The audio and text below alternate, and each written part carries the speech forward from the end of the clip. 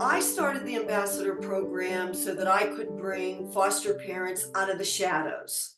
Foster parents and foster kids are very isolated in our communities across the nation. Social services does not really encourage foster families to get to know one another. So I wanted to basically look at creating a community outside of the foster care system because the foster care system is a bureaucracy and it's important for families and for kids to be a part of a community. What the ambassador program does is allows foster families to learn about other foster families who are experiencing the same thing. People don't really appreciate, including the social services, how difficult it is to be a foster parent. It's not logical for people to find other families that they can, meet with and talk to because that information isn't readily available. It's a way for everybody to begin to learn from one another and support one another. The ambassador's responsibility is to bring them together once a month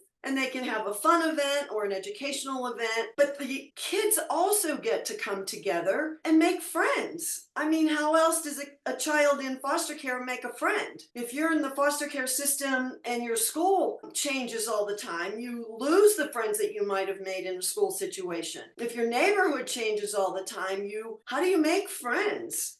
And that's why, in addition to providing experiences for the foster kids, we also provide those same opportunities for the birth kids of foster families because we want to nurture and develop those relationships. There is a very high attrition rate. 50% of foster families quit after the first year. And foster families will tell you that they don't quit because the kids are tough or because the kids are hard to manage. They quit because it's a very difficult system to work in. When people talk about outcomes or measurements there's always this sense of, kind of lumping foster kids all together and saying, well, we want all foster kids to do this or all foster kids to do that.